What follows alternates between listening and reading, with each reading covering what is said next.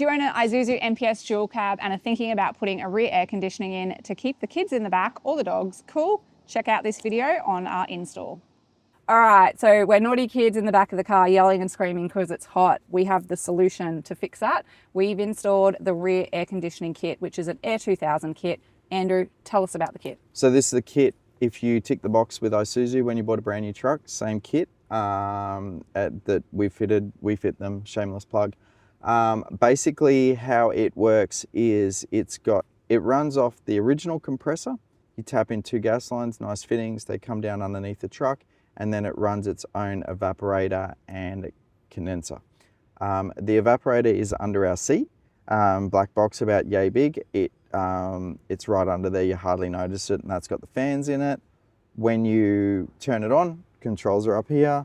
Kids can control their own fan speeds and basically the on-off of it as well. It can run independently of the front, so the front has to be on for the back to be cold, but they can turn the back on and off. So when they're fighting, they're too cold, then they can turn it off themselves. So they don't have temperature control, they've only got fan speed control, vent control kind of thing. Yeah. On and off, but yeah. I don't know. Evaporator's on the seat, it's got fans, it ducts up through this. I don't know if you can see this. Comes up here, I'm getting the nod, we can see it. The air pumps along here, comes along, and then there's heaps of vents. It blows really hard, like it's really cold and really good.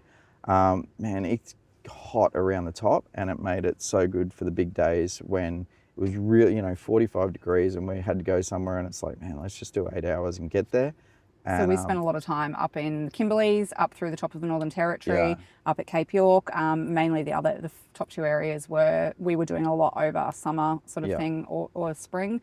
So it was regularly getting to 40 plus days, and even crossing the Nullarbor down there, we had 42 plus days sort of thing, and everyone was comfortable in the car. There was no whinging about it being hot kind of thing. So it made it just a little bit more bearable. Worth every cent, I reckon, over the fans, because it just meant that they were just happy. All right, I'm going to run you through a few questions. First thing I'm going to answer is the pricing. This is pricing as of today when we filmed this, so you can check our website. I'll chuck a link up. The unit itself to buy, we will ship it to you, $4,700. If we're going to install it for you on the sunny coast at our workshop, it's a total of $6,361 or something like that. Andrew, why do you need a licensed ARCtick technician, which we are, to do some of it? Well, it's gas, so it's a restricted item. So your air conditioning gas is licensed by ARCtick, and you need someone to gas it at the end of it all and sign it all off. So basically you can't just install this yourself and then expect it to work. You need someone to do that final piece of the puzzle for you. You need to degas the system prior to installing it, and then obviously regas it afterwards. How long does it take to do? So, okay. On a factory, so here is the top tip. If you do want to do it yourself, do it before the installation. It's a nightmare getting all this ducting in here. Once you've done all the body installation, which is kind of a must do in this, it makes such a difference. I'll rabbit on about it for ages if they let me. Do the installation like the car builder's kit. This is insulated to the hell, and it was worth the time. So I reckon we spent 2 days insulating. And then, to fit the kit, to answer Bryony's question, once you've done one, you can do them in a day. The first time, it's probably going to take you 2 days. We take the car for 2 days, and I think we're about 11 or 12 hours, to be honest, is what the techs have been averaging on them. Yep. And you need 2 people, because this seat comes out as a unit, so you can't do it by yourself. It's a 2-man job. Cool.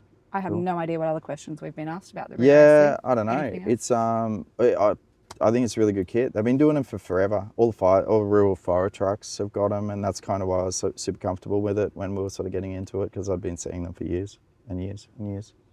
Cool. All right, well, that's a wrap. Nice and sweet and short. Yeah. Definitely a yelling at your kids saver. We sell them online. As I said, I'll chuck another link up there. We can also install them for you. We have done quite a few for all-terrain and a few other ones out there. So hit us up if you've got any questions. Next up in our build series video is, we're talking Safety Dave, reverse cameras. So stay tuned for that one to come out.